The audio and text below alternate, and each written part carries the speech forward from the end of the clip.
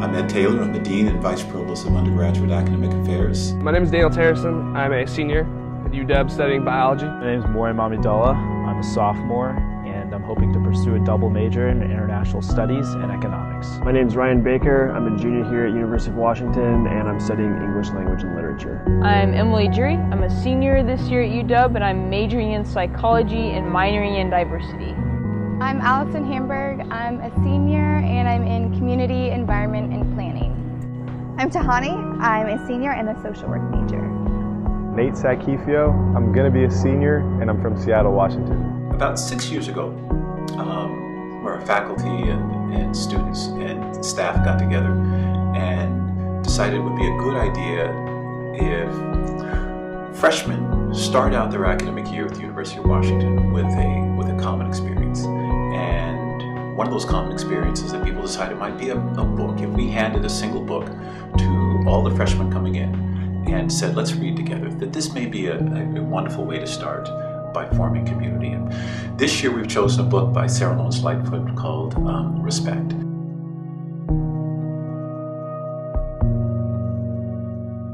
How is respect active in my life? How is respect active in my life?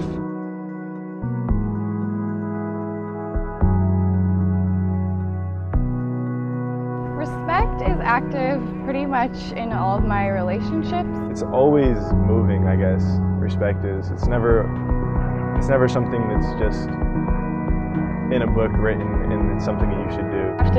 You have to practice certain skills like empathy, for example, and putting yourself in their shoes. When you're interacting with students, faculty, staff, respect is something that's mutually gained between you and someone else.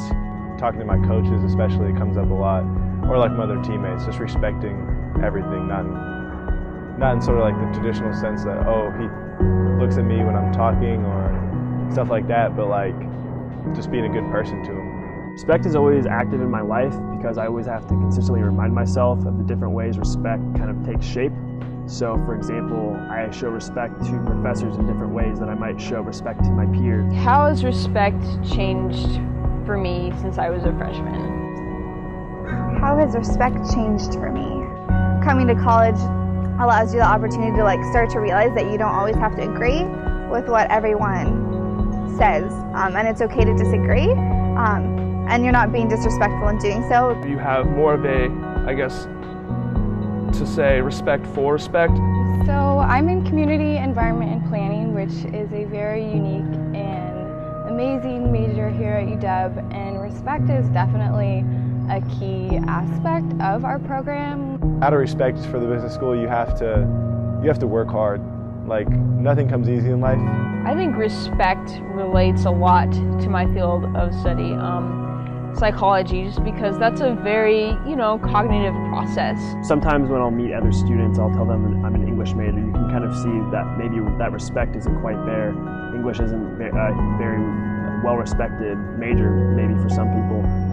In a large classroom, you got a lot of people, anywhere of close to 700 in a classroom, but when you can come in there and know that what you say will be respected, will be tolerated, will be accepted to some point by everyone in the classroom, that's when the exchange of ideas flourishes. That's when education thrives. See, do I think that respect is talked about enough? Is it wrong to say no?